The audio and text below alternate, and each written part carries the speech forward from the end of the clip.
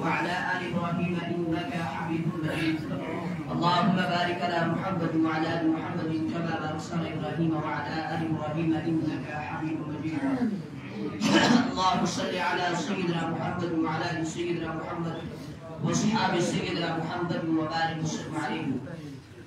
الحمد لله رب العالمين والصلاة والسلام على سيد الأنبياء والمرسلين وعلى آله وصحابه أجمعين. أما بعد، أرسله بالحق بشيرا ونذيرا وداعيا إلى الله بإذنه وسراجا منيرا. فقد قال الله تبارك وتعالى في الكلام المجيد والفرقان الحميد: فأعوذ بالله من الشيطان الرجيم. بسم الله الرحمن الرحيم. قل يا أيها الناس إني رسول الله إليكم جميعا. وقال تعالى: ما كان محمد أبا أحد من رجالكم ولكن رسول الله وخاتم النبيين وكان الله بكل شيء عليما. صدق الله مولانا العظيم وصدق رسوله النبي الكريم ونحن على ذلك لمن الشاهدين والشاكرين والحمد لله رب العالمين. قال النبي صلى الله عليه وسلم: أنا خاتم النبيين لا نبي بعدي، أو كما قال عليه الصلاة والسلام. محترم عزیز بزرگ اور دوستوں، معزز سامعین کرام، السلام علیکم ورحمۃ اللہ وبرکاتہ. اللہ رب العزت کا بے حد فضل، کرم، احسان، شکر جس رب ذوالجلال نے اس گزرے دور کے اندر، اس پرفتن دور کے اندر ہمیں یہ توفیق عطا فرمائی کہ ہم سب اس کی اس پاگھر کے اندر حاضر ہوئے. اللہ سے دعا کرے اللہ ہماری حاضری کو بے حد قبول فرمائے، ہمارے لیے پورے عالم انسانیت کے لیے دنیا کے اندر ہدایت کا اور آخرت کے اندر نجات کا، بخشش کا، مغفرت کا ذریعہ بنا. محترم حضرات، آپ کے اور ہمارے اور پوری کائنات کے رہبر حضرت محمد عربی صلی اللہ علیہ وسلم کے 4 بڑے معجزات ہیں. ویسے تو 198 بڑے معجزات ہیں جن کو ابن سورین رحمۃ اللہ علیہ نے نقل کیا ہے، لیکن 4 بڑے، اور وہ فرماتے ہیں کہ چھوٹے بڑے سب ملا کر 1000 سے زائد معجزات ہیں جناب رسول اکرم صلی اللہ علیہ وسلم.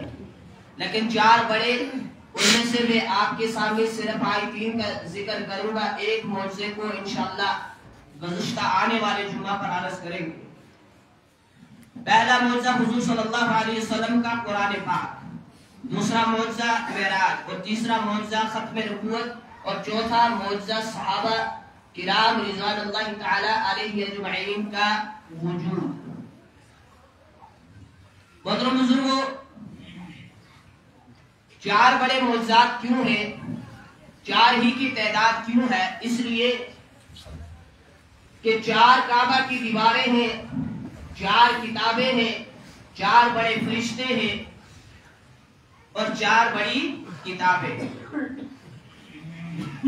جناب رسول اکرم صلی اللہ علیہ وسلم پر جس طرح قرآن مجید کو نازل کیا گیا، اس طرح کسی اور نبی پر دوسری کتابوں کو نازل نہیں کیا گیا. اترنے کو قرآن بھی اترا، زبور بھی اتری، انجیل بھی اترا، تورات بھی اتری. مگر جب تورات اتری تو حضرت موسیٰ علیہ السلام سے فرمایا گیا: موسیٰ علیہ السلام کوہ طور پر چلے جاؤ، 40 دن کا چلہ کاٹو، پھر آپ کو کتاب دی جائے. موسیٰ علیہ السلام کوہ طور پر چلے جاتے ہیں، 40 دن کا چلہ کرتے ہیں، اس کے بعد کتاب ملتی ہے جس کا نام کیا ہے جی؟ تورات. عیسیٰ علیہ السلام سے فرمایا جاتا ہے: عیسیٰ علیہ السلام اپنے عبادت خانے کے اندر بیٹھ جاؤ، وہاں سے باہر مت نکلو، آپ کو کتاب دی جائے گی. عیسیٰ علیہ السلام عبادت خانے کے اندر بیٹھ جاتے ہیں، عبادت کے اندر لگے رہتے ہیں، کتاب دی جاتی ہے جس کا نام ہے انجیل. داؤد علیہ السلام سے فرمایا جاتا ہے: آپ بھی اس اپنی عبادت خانے کے اندر بیٹھ جاؤ، آپ کو ایک کتاب دی جائے گی جس کا کیا نام ہے جی؟ زبور. لیکن قربان جائے جناب رسول اکرم صلی اللہ علیہ وسلم پر، جب آپ صلی اللہ علیہ وسلم پر قرآن اترنے لگا تو آپ صلی اللہ علیہ وسلم کو پابند نہیں کیا گیا.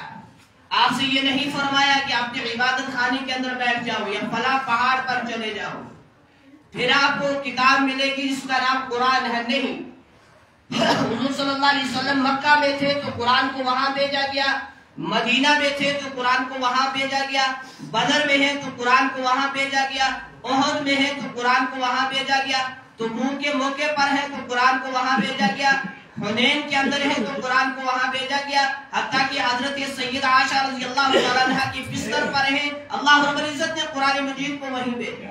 حضور صلی اللہ علیہ وسلم کو پابند نہیں کیا گیا۔ حضور صلی اللہ علیہ وسلم عالمی نبی اور نبی دنیا کے اندر آئے، کوئی قوم کے لیے، کوئی علاقے کے لیے، کوئی ملک کے لیے، کوئی بستی کے لیے، کوئی خاندان کے لیے، لیکن جناب رسول اکرم صلی اللہ علیہ وسلم آئے تو اللہ رب العزت نے فرمایا اعلان کر دو، قل یا ایھا الناس، اے دنیا کے لوگوں، اے دنیا کے بسنے والے لوگوں، انی رسول اللہ الیکم جمیعا، میں آسمانوں کا نبی، میں زمینوں کا نبی، میں شمس و قمر کا نبی، میں شجر حجر کا نبی، میں مشرق مغرب کا نبی، میں جنوب شمال کا نبی، میں کائنات کے ذرے ذرے کا نبی۔ قل یا ایھا الناس، اے دنیا کے بسنے والے لوگوں، انی رسول اللہ الیکم جمیعا، میں کائنات کے ذرے ذرے کا نبی ہوں۔ آپ صلی اللہ علیہ وسلم عالمی نبی، آپ صلی اللہ علیہ وسلم کے اوپر جو قرآن مجید نازل کیا گیا وہ بھی عالمی کتاب۔ کسی کتاب کے بارے میں اللہ رب العزت نے نہیں فرمایا ھدی للعالمین، قرآن کے بارے میں فرمایا ھدی للعالمین، یہ پورے عالموں کی ہدایت کا ذریعہ ہے۔ آپ صلی اللہ علیہ وسلم آخری نبی، آپ صلی اللہ علیہ وسلم نے فرمایا انا خاتم النبیین، میں آخری نبی ہوں، لا نبی بعدی، میرے بعد کوئی نبی نہیں ہوگا۔ تو پہلا معجزہ قرآن مجید، جس طریقے سے آپ صلی اللہ علیہ وسلم کو کتاب ملی اس طریقے سے کسی اور نبی کو کتاب نہیں دی گئی۔ دوسرا معجزہ ہے معراج، لیکن اس کو انشاءاللہ اگلے جمعہ کو عرض کریں گے۔ تیسرا معجزہ ختم نبوت، آپ صلی اللہ علیہ وسلم نے فرمایا ایک محل بن رہا تھا نبیوں کا، وہ محل مکمل ہو چکا تھا، ایک اینٹ کی جگہ تھی، وہ ایک اینٹ میں ہوں، مجھے اللہ رب العزت نے اس کے ساتھ نصب فرمایا، اب وہ جگہ برابر ہوگی، اب کسی اینٹ کی جگہ ہی نہیں تو اب نبی آئے گا بھی کہاں سے؟ آپ صلی اللہ علیہ وسلم آخری نبی، آپ صلی اللہ علیہ وسلم کے بعد کوئی نبی نہیں آئے گا۔ اس دعوت کے کام کو آپ صلی اللہ علیہ وسلم کی امت نے پورے عالم کے اندر کرنا ہے، کریں گے انشاءاللہ، پورے عالم کے اندر، پوری دنیا کے اندر اس امت نے کرنا ہے۔ تیسرا معجزہ حضرات صحابہ رضوان اللہ تعالی علیہ اجمعین کا وجود، حضرت ابوبکر کی صداقت نبی صلی اللہ علیہ وسلم کا معجزہ، عمر کی عدالت جناب رسول اکرم صلی اللہ علیہ وسلم کا معجزہ، علی کی شجاعت نبی علیہ السلام کا معجزہ، عثمان کی سخاوت نبی علیہ السلام کا معجزہ، حسنین کی شہادت نبی علیہ السلام کا معجزہ، صحابہ کا وجود جناب رسول اکرم صلی اللہ علیہ وسلم کا معجزہ۔ حضرت موسیٰ علیہ السلام لاٹھی مارتے ہیں پہاڑ کے اوپر، اس سے پانی کے چشمے نکلتے ہیں، لوگ حیران ہو جاتے ہیں جی پہاڑ سے پانی کیسے نکلا، لیکن اس سے بڑا معجزہ جناب رسول اکرم صلی اللہ علیہ وسلم کا ہے۔ آپ صلی اللہ علیہ وسلم حدیبیہ کے موقع پر موجود ہیں، بتایا گیا کہ پانی ختم ہو چکا ہے، ایک پیالہ پانی کا ہے، آپ نے وہ گھمایا، اس کے اندر نبوت والا ہاتھ ڈالا، آپ صلی اللہ علیہ وسلم کی انگلیوں سے پانی کے چشمے نکلے۔ قاسم نانوتوی رحمۃ اللہ علیہ کے پاس ایک شخص آتا ہے عیسائی، کہا حضرت ہمارے نبی عیسیٰ علیہ السلام، عیسیٰ علیہ السلام روح اللہ تھے، اللہ نے معجزہ عطا کیا تھا، مردوں کو زندہ کرتے تھے، فرمانے لگے کہ ہمارا نبی جو ہے حضرت عیسیٰ علیہ السلام وہ عیسائی تھا، انہوں نے تو مردوں کو زندہ کیا، آج تک آپ کے نبی جناب رسول اکرم صلی اللہ علیہ وسلم نے کبھی کسی مردے کو زندہ نہیں کیا۔ حضرت نانوتوی رحمۃ اللہ علیہ فرمانے لگے آپ کے نبی نے اس کے اندر جان ڈالی، اس کے اندر روح ڈالی، جس کے اندر پہلے پڑی ہوئی تھی، اس کے بعد وہ مردہ ہوا ہے۔ ہمارے نبی کا کمال دیکھو، ہمارے نبی نے اس سے کلمہ پڑھایا ہے جس کے اندر کبھی روح تھی ہی نہیں۔ آپ صلی اللہ علیہ وسلم کے پاس ابو جہل آتا ہے، مٹھی بند کرتا ہے، ہاتھ میں پتھر ہے، کنکریاں ہے، آ کر کہنے لگا یا رسول اللہ صلی اللہ علیہ وسلم تب آپ کو نبی مانوں گا اگر آپ کے ہاتھ والی چیزیں گواہی دے دیں، اگر آپ بتا دیں مجھے کہ یہ میرے ہاتھ میں کیا ہے تو میں آپ کو نبی مان لوں گا. فرمایا میں بتاؤں یا ہاتھ والی چیز؟ کہا یہی بتا دے. ہاتھ میں کنکریاں تھی، کنکریوں سے آواز آتی ہے اشہد ان لا الہ الا اللہ واشہد ان محمد عبدہ ورسولہ. حضرت ابو ہریرہ رضی اللہ تعالی عنہ جناب رسول اکرم صلی اللہ علیہ وسلم کے پاس آتے ہیں. عرض کی یا رسول اللہ صلی اللہ علیہ وسلم میری ماں کے لیے ہدایت کی دعا فرما دیجیے. آپ صلی اللہ علیہ وسلم نے نبوت والے ہاتھ اٹھائے، یا اللہ ابو ہریرہ کی والدہ کو ہدایت دے دے. ابو ہریرہ دعا کرانے کے بعد گھر کی طرف دوڑ لگاتے ہیں. کسی نے بازو پکڑا، ابو ہریرہ دوڑ کیوں رہے ہو؟ فرمایا میرے حضور صلی اللہ علیہ وسلم سے اپنی ماں کے بارے میں اس کے حق میں دعا کرائی ہے ہدایت کی. آج میں یہ دیکھنا چاہتا ہوں میں پہلے پہنچوں گا یا حضور کی دعا پہلے پہنچے گی. ابو ہریرہ دروازے پر پہنچتے ہیں، گھر جاتے ہیں، اندر سے دروازہ بند ہے. تھوڑی دیر کے بعد ماں غسل کر کے فارغ ہوتی ہے، دروازہ کھولتی ہے، فرماتی ہے بیٹا دیر مت کر، مجھے حضور کے پاس لے جا، میں نے کلمہ حق قبول کرنا ہے، میں نے اسلام کے اندر آنا ہے، میں اسلام قبول کرنا چاہتی ہوں. ابو ہریرہ ہی کا واقعہ ہے. بھوک عالم ہے، بھوک ستا رہی ہے. ابو ہریرہ کے پاس سے حضرت ابو بکر آتے ہیں، گزر جاتے ہیں، عمر آتے ہیں، گزر جاتے ہیں، حال نہ پوچھا. حضور صلی اللہ علیہ وسلم کا گزر ہوا، حال پوچھ لیا. ابو ہریرہ کیا بات ہے؟ فرمایا یا رسول اللہ صلی اللہ علیہ وسلم 3-4 دن ہو چکے ہیں کچھ نہیں کھایا. فرمایا چلو میرے ساتھ، لے کر گھر گئے. اما عائشہ سے فرمایا کھانے کے لیے کچھ ہے؟ اما عائشہ عرض کرتی ہے یا رسول اللہ صلی اللہ علیہ وسلم کھانے کے لیے نہیں ہے، پینے کے لیے ایک دودھ کا کیا ہے؟ پیالہ ہے. فرمایا کام بن گیا. ابو ہریرہ سے فرمایا آپ کے لیے یہ کافی ہے. آپ سے پہلے اصحاب صفہ کے طالب علم ہیں، ان کو بلا کر لاؤ، انہوں نے بھی کہیں دن سے کچھ نہیں کھایا، پہلے ان کو بلا کر لاؤ. ابو ہریرہ جاتے ہیں ان کو بلانے کے لیے. ابو ہریرہ فرماتے ہیں میں دل کے اندر سوچ رہا ہوں پیالہ دودھ کا ایک ہے تو اصحاب صفہ 70 آدمی تھے، ہم بھی ہیں، تو یہ کیسے برابر ہوگا؟ پھر خیال آیا ہو سکتا ہے حضور کا معجزہ ہو. میرے نبی تو وہ ہے جس نے چاند کی طرف اشارہ کیا، چاند 2 ٹکڑے ہو جاتا ہے، ہو سکتا ہے یہاں بھی کوئی معجزہ صادر ہو. ابو ہریرہ چلے جاتے ہیں، ان کو بلا کر لاتے ہیں. حضور صلی اللہ علیہ وسلم نے فرمایا ابو ہریرہ بسم اللہ پڑھو اور ان طالب علموں کو دودھ پلانا شروع کرو. ابو ہریرہ فرماتے ہیں میں نے بسم اللہ پڑھی، دودھ پلانا شروع کیا. وہ 70 طالب علم دودھ پی گیا، اس پیالے سے ایک قطرہ کم نہیں ہوا. 70 طالب علم اس دودھ کا ایک پیالہ پی گیا، اس دودھ کے پیالے کے اندر سے ایک قطرہ کم نہیں ہوا. اللہ اکبر، کیا شان ہے جناب رسول اکرم صلی اللہ علیہ وسلم. اس کے بعد مجھ سے فرمایا ابو ہریرہ تم پیو، تمہاری باری ہے. اس کے بعد میں نے پیا. پھر فرمایا ابو ہریرہ تم پیو. پھر میں نے پیا. پھر فرمایا تم پیو. فرمایا اب میرے پیٹ کے اندر گنجائش نہیں ہے. ابو ہریرہ فرماتے ہیں میرے ہاتھ سے جناب رسول اکرم صلی اللہ علیہ وسلم نے وہ دودھ والا پیالہ لیا. آپ صلی اللہ علیہ وسلم نے وہ دودھ پیا، وہ پیالہ ختم ہو گیا. ابو ہریرہ فرماتے ہیں اس وقت 1000 دنیا ہوتی، دودھ پیتی جاتی، اس پیالے سے ایک قطرہ کم نہ ہوتا. یہ شان ہے جناب رسول اکرم صلی اللہ علیہ وسلم کی، اور یہ معجزہ ہے آپ صلی اللہ علیہ وسلم کا. اب بزرگوں، معجزہ کسے کہا گیا اور کرامت کسے کہی گئی؟ معجزہ کہا گیا جو نبی سے صادر ہوتا ہے، جو عقل کے اندر بات نہ آئے، جو نبی سے صادر ہو اس کو معجزہ کہا گیا. جو کسی بزرگ سے ولی سے صادر ہو اس کو کرامت کہا گیا. اب کیا معجزہ دکھانے کے اندر نبی کو یہ اختیار ہوتا ہے؟ کیا کرامت دکھانے کے اندر ولی کو یہ اختیار ہوتا ہے؟ وہ جب اس کو مرضی آئے گی دکھائے گا؟ نہیں.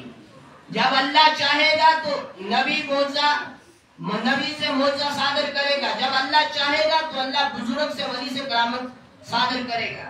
نبی خود چاہے کہ میں معجزہ دکھاؤں نہیں دکھا سکتا، ولی خود چاہے کہ میں کرامت دکھاؤں نہیں دکھا سکتا جب تک اللہ نہ چاہے. کیونکہ معجزے کے اندر اور کرامت کے اندر براہ راست اللہ رب العزت کا ہاتھ ہوا کرتا ہے. جب اللہ چاہتا ہے اللہ نبی سے معجزہ صادر کر دیتا ہے، جب اللہ چاہتا ہے اللہ ولی سے کرامت صادر کر دیتا ہے. نبیوں کے معجزے برحق تھے، اولیاء کی کرامتیں برحق ہے، اس کا انکار تو گنجائش ہی نہیں کوئی کر سکے، کرنے والا تو اسلام ہی کے اندر نہیں رہتا۔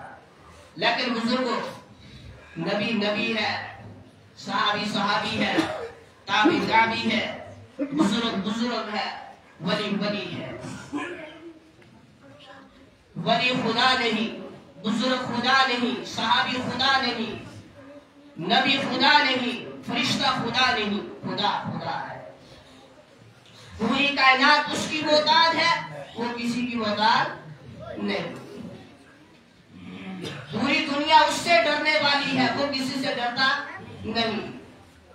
ہم عبادت کریں گے تو اپنا فائدہ، عبادت نہیں کریں گے تو اپنا نقصان۔ ہماری عبادت کرنے سے اس کی ذات کے اندر کوئی اضافہ نہیں ہوگا، ہمارے منکر ہو جانے سے، عبادت ترک کر دینے سے، ہمارے بٹک جانے سے، ہمارے رائے راست سے دور ہو جانے سے اس کی ذات کے اندر کوئی کمی پیشی آنے والی نہیں ہے۔ جب کوئی نہیں تھا تو خدا تھا، اب دنیا وجود کے اندر ہے تو خدا ہے۔ ایک وقت آئے گا دنیا مٹ جائے گی، خدا باقی رہے گا۔ کل من علیہا فان، ہر چیز کے اوپر فنا ہے، ہر چیز فنا ہو جائے گی، ہر چیز ختم ہو جائے گی، ہر چیز مٹ جائے گی۔ وَيَبْقَى وَجْهُ رَبِّكَ ذُو الْجَلَالِ وَالْإِكْرَامِ، ایک ہمارے خدا کو بقا ہے، ایک ہمارا خدا باقی رہے گا، تاکہ سب ختم ہو جائے۔ آج دنیا کے اندر جو سوچتا ہے میں ہی بادشاہ ہوں، میں ہی بڑا ہوں، میں ہی یہ ہوں، میں وہ ہوں، میں تو اپنی انگلیوں پر دنیا کو نچاتا ہوں۔ ایک وقت آئے گا اللہ پوچھے گا لمن الملک اليوم، آج بادشاہ کہاں ہے، آج بڑے لوگ کہاں ہیں، آج متکبر کہاں ہے، دنیا کے اوپر ایڑی مار کر چلنے والے کہاں ہیں؟ کوئی ہو تو جواب دے، کوئی اس وقت ہو تو جواب دے۔ جواب دینے والا کوئی نہیں ہوگا۔ پھر اللہ خود جواب دے گا للہ الواحد القہار، آج اکیلے تمہارے رب کی بادشاہت ہے، آج اکیلے تمہارے رب کی کیا ہے، پوری دنیا کے اوپر حکومت ہے، کوئی باقی نہیں ہوگا۔ اللہ خود جواب دے گا للہ الواحد القہار۔ اس لیے بزرگ فرمایا من کان للہ کان اللہ لہ، جو رب کا ہو جاتا ہے رب اس کا ہو جاتا ہے۔ ہم اپنے رب کے ہو جائے، رب ہمارا ہو جائے۔ فرمایا میرے بندے ایک تو چاہتا ہے، ایک میں چاہتا ہوں، جو تو چاہتا ہے وہ میری چاہت کے بغیر، میری مرضی کے بغیر نہیں ہو سکتا، اور جو میں چاہتا ہوں میں کل کائنات کے بغیر کر سکتا ہوں۔ میرے بندے اگر تو یہ چاہتا ہے تیری ہر خواہش پوری ہو، جو تو چاہے وہی ہو، تو پھر تم نے وہ کرنا ہوگا جو میں چاہتا ہوں۔ جب تو یہ کرے گا جو میں چاہتا ہوں، پھر وہ ہوگا جو تو چاہے گا۔ جو رب کا ہو جاتا ہے رب اس کا ہو جاتا ہے۔ ہم اپنے رب کے ہو جائے، حقیقی معنوں میں بندے اس کے بن جائے، اسی کو پکارنے والے بن جائے، اسی سے مانگنے والے بن جائے۔ اولاد وہی دیتا ہے، حاجتیں پوری وہی کرتا ہے، بیماری وہی بیچتا ہے، شفا وہی دیتا ہے، پریشانیاں وہی بیچتا ہے، ان کو دور کرنے والا وہی ہے، مصیبتیں وہی بیچتا ہے، ان کو بندے سے دور کرنے والا وہی ہے۔ اس لیے جب بھی مانگنا ہو تو کس سے مانگے؟ اللہ سے مانگے۔ اللہ وہ ہے جو بغیر کسی اسباب کے ہماری حاجتیں پوری کرنے کی طاقت رکھتا ہے، اس کو اس اسباب کی ضرورت نہیں ہے، وہ ان ساری چیزوں کے بغیر ہماری مدد کرتا ہے۔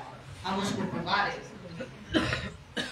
یہ ہم تفسیر کی تعلیم کرتے ہیں صبح نماز فجر کے بعد۔ کل یہاں ہم ایک آیت کے اندر پڑھ رہے تھے کہ مشرکین مکہ کا عقیدہ یہ تھا کہ وہ یہ کہتے تھے کہ پوری کائنات کو اللہ نے بنایا ہے، لیکن ساتھ میں اس خدا کی خدائی کے اندر شریک کرتے تھے اپنے بتوں کو بھی، کہتے تھے کہ ان کا بھی ہاتھ ہے اس کے اندر پوری کائنات کو بنانے میں۔ یہی حال ہمارا ہے۔ مثال کے طور پر کیسے ہم کہتے ہیں جی کرنے والی ذات تو اللہ کی ہے، ولی کی بھی تو اس تک ہے کچھ ہمارا یہی ہے بزرگوں، ہم یہی کہتے آئے ہیں، انشاءاللہ کہتے رہیں گے۔ ہم یہی کہتے ہیں کہ ولیوں کی وجود کی وجہ سے دین دنیا کے اندر پھیلتا ہے، ولی کی کرامت، ولیوں کی ولایت پر حق ہے، ولی ولی ہی ہے، خدا نہیں ہے۔ ہمارا جنگ یہی ہے کہ ولی کو ولی مانو، خدا کو خدا مانو، نبی کو نبی مانو، صحابی کو صحابی مانو، فرشتے کو فرشتہ مانو. بس ہمارا یہی ہے کہ خدا صرف خدا ہے، اس کو کسی کی مدد کی ضرورت نہیں، اس کو کسی کی حاجت کی ضرورت نہیں، اس کو اسباب کی ضرورت نہیں.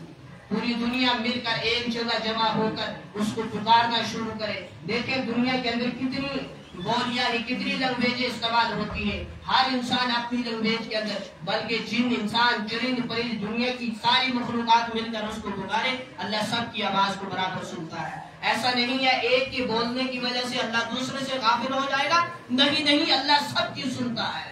ہم اس کو صرف پکارے، اس کو پکارنے والے بنے. بزرگوں، رجب المرجب کا مہینہ چل رہا ہے. اس مہینے کا چاند دیکھتے ہی آپ صلی اللہ علیہ وسلم دعا فرمایا کرتے تھے، اللہم بارک لنا فی رجب و شعبان و بلغنا رمضان. ہمیں رجب میں شعبان میں برکت دے اور ہمیں رمضان المبارک کا بابرکت مہینہ نصیب فرما. گویا رجب المرجب ہی سے آپ صلی اللہ علیہ وسلم اس کی رمضان المبارک کی تیاری فرمایا کرتے تھے. کل پرسوں یہاں ہم وضو کر رہے تھے، ایک بندے کی بات مجھے بڑی پیاری لگی. وہ کہنے لگے کہ میں کلی کرنے لگا، منہ کے اندر پانی ڈالا، مجھے ایسا خیال ہوا جیسے میں روزے کی حالت میں ہوں. زبردست ایسا خیال ہوا اس وقت جیسے مجھے ایسا لگا کہ میں روزے کی حالت میں ہوں. میں نے پانی کو واپس نیچے تھوک دیا. کتنی زبردست بات ہے. اور یہی روزے کا درس ہے. رمضان المبارک آ رہا ہے قریب کہ بزرگوں، ہم نے رمضان المبارک کے اندر ان چیزوں کو ترک کر دیا اللہ کے کہنے پر جو چیزیں ہمارے اوپر حلال تھی. یہ پوری زندگی کی ہمیں پریکٹس ہو کہ ہم نے غیر رمضان المبارک کے اندر باقی 11 مہینوں کے اندر ان چیزوں کو ترک کر دینا ہے، ان 3 چیزوں کو چھوڑ دینا ہے جو اللہ نے ہم پر حرام کی ہے. بزرگوں، رجب و رجب کا مہینہ چل رہا ہے. میں نے 3 اس کو معجزات کو آپ کے سامنے پیش کیا. انشاءاللہ چوتھا معجزہ وہ بہت تھوڑا تفصیل ہے اس کی، اس کو انشاءاللہ اگلے جمعہ کو عرض کریں گے. ایک اور 2-3 باتیں عرض کروں گا. وہ یہ بزرگوں، احادیث مبارکہ کے اندر آتا ہے کل قیامت کے دن ابن آدم سے اللہ رب العزت سوال کرے گا، 5 سوال کرے گا. فرمایا تب تک ابن آدم اپنی جگہ سے قدم نہیں ہلا سکتا جب تک 5 کے سوالوں کے جواب نہیں دے گا. ایک سوال تو یہ ہوگا، علم کتنا سیکھا، اس پر کتنا عمل کیا. ایک سوال یہ ہوگا، مال کہاں سے کمایا اور کہاں خرچ کیا. ایک سوال یہ ہوگا، میرے بندے میں نے تجھے جوانی دی تھی، تم نے اپنی جوانی کہاں گزاری. ایک سوال تو یہ ہوگا، میں نے تمہیں زندگی دی تھی، تم نے کہاں گزاری. تو بزرگوں، مرنے کے بعد جو ان سوالوں کے جواب دیے جائیں گے نا، وہ ایسا نہیں ہے کہ انسان ان سوالوں کے جواب رٹ کر چلا جائے تو مرنے کے بعد دے دے گا. نہیں، جیسی زندگی گزری ہوگی تو ویسا بھی جواب بھی اس کی زبان سے نکلے گا. جب قبر میں سوال ہوگا من ربک کا، تو جس نے رب چاہی زندگی اس دنیا کے اندر گزاری ہوگی وہی وہاں اس سوال کا جواب دے سکے گا کہ میرا رب کون ہے، اللہ ہے. تو بزرگوں، ہم نے ایک تو پہلے حلال طریقے سے مال کمانا ہے، اس کے اندر ذرا برابر بھی ملاوٹ. فرمایا ذرا انسان کے اندر ذرا بھی حلال حرام جائے گا، اس کی فرض نمازیں، فرض عبادت 40 دن تک قبول نہیں کی جاتی، اور دعائیں بھی کرتا رہے گا، اس کی دعائیں قبول نہیں کی جائیں گی. تو پہلے نمبر پر ہم نے حلال کمائی کرنی ہے، اس کے اندر ذرا برابر حرام نہ ہو، اس کے اندر ذرا برابر ملاوٹ نہ ہو. حلال کمانا ہے، اور حلال کمانے کے بعد ہم نے اس کو حلال جگہ پر لگانا ہے. وہاں لگانا ہے جہاں لگانے کے بعد ہمارے دنیا کے اندر بھی فائدہ ہو اور مرنے کے بعد بھی فائدہ ہو. اس جگہ ہم نے اپنے اس مال کو خرچ کرنا ہے. اور ایک اور بات ذہن کے اندر رکھ لے، اللہ اسی کے مال کو اپنے رستے کے اندر قبول کرتا ہے جس کا مال پاک و صاف ہوتا ہے، جس کا مال ملاوٹ والا ہوتا ہے، جس کے مال کے اندر حرام ملا ہوا ہوتا ہے. اللہ اس کے مال کو اپنے رستے کے اندر قبول نہیں کرتا. اللہ پاک ہے، پاک ہی مال کو اپنے رستے کے اندر قبول کرے گا. یہ مساجد اس کے گھر ہیں، اس کے اوپر اسی کا مال لگے گا جس کا مال پاک ہوگا، جس کا مال صاف ہوگا. تو پہلی چیز ہم نے حلال طریقے سے کمانا ہے اور اس کو حلال جگہ پہ کرنا ہے، خرچ کرنا ہے. دوسری چیز جو کہا گیا تھا مجھے عرض کرنے کے بارے میں وہ یہ ہے کہ ہمارے نوجوان کوئی گیم کھیلتے ہیں، کرکٹ کھیلتے ہیں، اس کے اوپر پیسہ لگاتے ہیں کہ کیا جی اس کا پیسہ لانا وہ 10,000 جوا ہے یا نہیں، حرام ہے یا نہیں، نوجوانوں کیا ہے حرام ہے یا نہیں ہے، مگر ہم نہیں چھوڑتے، ہم لگاتے ہیں، ڈریم 11 لگاتے ہیں، باقی وہ جو پتہ نہیں کون کون سی گیم ہے اس کے اوپر پیسہ لگاتے ہیں۔ اگر ہم نے کمایا حلال طریقے سے تھا ٹھیک، مبارک کی بات ہے، لیکن اگر ہم نے خرچ غلط جگہ پر کیا ہے تو قیامت کے لیے حساب دینا پڑے گا۔ اس حرام کی ایک مثال یہ بھی، ایک بندے نے حلال کمایا، کرکٹ کے اوپر لگایا، گیموں کے اوپر لگایا، فالتو جگہ لگایا، اس نے پیسہ کوتا خرچ کیتا جی حرام جگہ، قیامت میں اس حساب دے رہا ہے۔ جوئے تا لائے، سٹے اوپر لائے، گیم اوپر لائے، کرکٹ اوپر لائے، باقی کسی کا لائے، اگر حرام جگہ لائے رس قیامت میں سن جواب دے رہا ہے۔ کمایا تو مبارک دی گل سب پاک جو اس کو حلال طریقے میں لیکن حرام۔ اور اس کی ایک مثال ہو، اگر ایک بندے نے حلال کمایا، مبارک کی بات، اگر اس نے حلال کما کے فون کے اندر ریچارج ڈال کے فون کا غلط استعمال کیا تو حرام کی ایک قسم یہ بھی ہے یا نہیں ہے؟ جی ہے یا نہیں؟ اگر اس نے غلط استعمال کیا فون تھا، ایک حرام کی قسم یہ بھی ہے، قیامت کے دن حساب دینا، جواب دینا۔ اس گلا کمانا بھی حلال جگہ تھا، خرچ بھی نہ کرنا ہے حلال جگہ، جتنا مرے کی بات بھی ہے سو کام آ سکے۔ دوئی چیز، ہم دین کے اوپر آ جائیں، ہم اپنی سوچوں کو بدلیں، اپنے خیالوں کو بدلیں، اپنے بارے میں سب سے پہلے فکر مند ہو جائے، کیا میں دین پر چل رہا ہوں، کیا میری زندگی کے جو اعمال ہیں وہ صحیح ہے یا غلط ہے، کیا میری ثنا صحیح ہے، کیا میری درود شریف صحیح ہے، کیا میری کوئی صورت صحیح ہے، کیا میرا تشہد صحیح ہے، کیا میری درود شریف صحیح ہے، کیا میری درود کے بعد کی دعا صحیح ہے، کیا میری فرضوں کے بعد کی دعا صحیح ہے، کیا میری آیت الکرسی صحیح ہے، کیا میری وتر کے تیسری رکعت کے اندر پڑھنے والی دعائے قنوت صحیح ہے، کیا میری نماز جنازہ کی نیتیں صحیح ہیں۔ سب سے پہلے ہم اس کے اوپر غور فکر کریں، ان کو صحیح سیکھیں، صحیح جاننے والوں کے پاس جائیں۔ حضرات صحابہ رضی اللہ تعالیٰ عنہ جب سنا کرتے تھے کہ فلاں صحابی کے پاس ایک حدیث ہے، میلوں میلوں کا سفر کرتے تھے صحابہ رضی اللہ تعالیٰ عنہ، اس صحابی کے پاس پہنچتے تھے، اس سے وہ حدیث سیکھتے تھے۔ تو سکھانے والوں کو اپنے پاس بلانا چاہیے یا اس کے پاس جانا چاہیے؟ پیاسا پانی کے پاس جاتا ہے یا پانی پیاسے کے پاس آتا ہے؟ پانی کے پاس پیاسا جاتا ہے۔ تو ہم بھی جو صحیح سکھانے والے ہیں ان کے پاس جائیں، ان کی قدر کرے، ان کی عزت کرے، ان کا ادب احترام کرے، ان کے پاس جائے، ان کو جا کر یہ چیزیں سکھائیں۔ حضرت تھوڑا سا وقت اگر ہے میری ثنا سنو، میں ٹھیک پڑھ رہا، میں نے ایک مرتبہ عرض کیا تھا، ایک بندہ 27 سال کا نمازی، 27 سال سے وضو کرتا نمازیں پڑھتا تھا، ایک مرتبہ وہ کہیں باہر وضو کر رہا تھا، اس کو ایک عالم دین نے دیکھ لیا، اس کا وضو غلط تھا۔ مجھے بتاؤ 27 سال کی عبادت ضائع ہے یا فائدہ مند ہے؟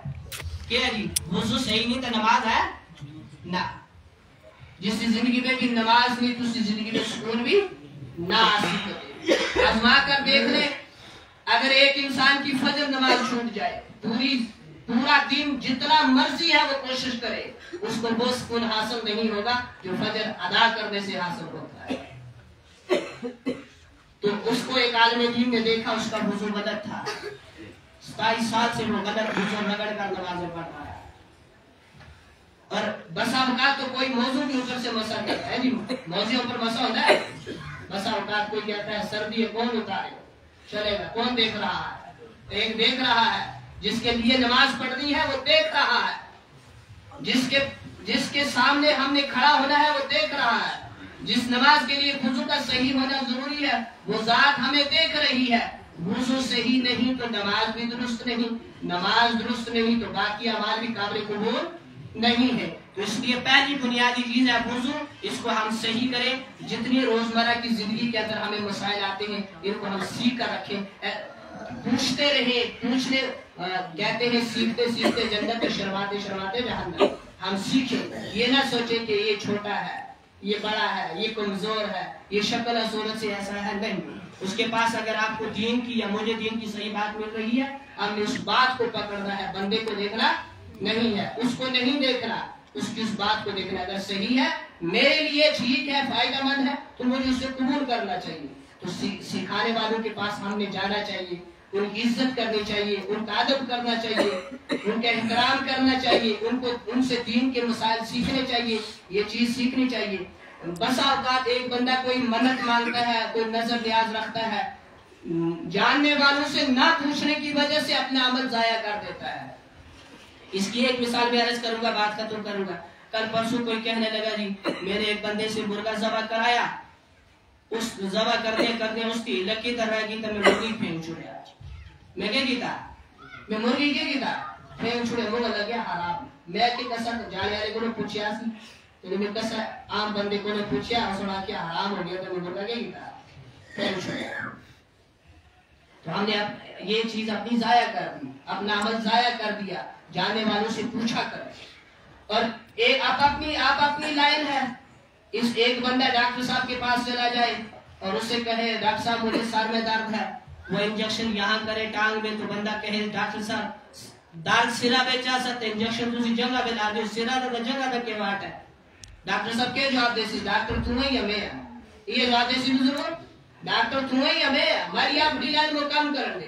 اس طرح ٹیچر صاحب نو پڑھا دینا سی سمجھ کا کہیں ہے نا یہ پڑھا دینا۔ یہ انسانیت ہے، یہ جہالت ہے، علم ہے، یہ جہالت ہے، یہ جہالت ہے۔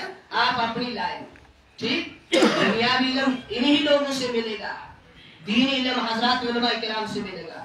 ہم ان کو چھوڑ کر عام بندے سے پوچھ لیتے ہیں، اپنا عمل ضائع کر لیتے ہیں۔ اس لیے جاننے والوں سے پوچھیں۔ ہمیں سائنس سیکھنے کی ضرورت ہوگی تو سائنس ٹیچر کے پاس جائیں گے، تب جا کر ہم سائنس صحیح سیکھیں گے۔ میتھ سیکھنا ہے تو میتھ ٹیچر کے پاس جائیں گے، تب جا کر میتھ صحیح آئے گا۔ اردو سیکھنا ہے تو اردو ٹیچر کے پاس جائیں گے، تب جا کر اردو صحیح ہوگا۔ اسی طریقے سے ہم نے دین سیکھنا ہے، علماء کے پاس آئیں گے تو ہم تک صحیح دین پہنچے گا۔ اگر علماء کو چھوڑ کر ہم نے کسی اور سے دین سیکھنا چاہا، واللہ ہمارے وہ عقائد بگاڑ دے گا، ہماری زندگی بھی تباہ ہو جائے گی۔ جس طرح آج بہت سارے لوگ انجینئر علی مرزا کو سن رہے ہیں، اپنا ایمان تباہ کر رہے ہیں۔ اس لیے بزرگوں، جو چیز جس سے ملتی ہے اسی سے حاصل کریں، اس چیز کا ہم عہد کریں۔ اور بزرگوں صحیح دین پر آ جائیں، اپنی زندگی کو بدلیں، صحیح دین سیکھیں، صحیح دین سکھانے والوں کے پاس جائیں، اپنی ذات کے بارے میں سب سے پہلے فکر مند ہو جائیں، پھر اس کے بعد دوسرے ایمان والوں کے بارے میں بھی فکر کریں۔ کیونکہ قرآن مجید کے اندر پہلے فرمایا گیا ہے ایمان والوں بچا لو اپنے آپ کو، اور اس کے بعد اہل و عیال کے بارے میں فرمایا گیا کہ ان کو جہنم کی آگ سے بچا لو۔ سب سے پہلے انشاءاللہ ہم اپنی اصلاح کریں گے، ہم اپنی سوچ کو بدلیں گے، خیال کو بدلیں گے، صحیح رستے کی طرف لائیں گے، خود بھی سیدھی راہ اپنائیں گے، اور جو صحیح دین سکھاتا ہے انہی سے دین حاصل کریں گے۔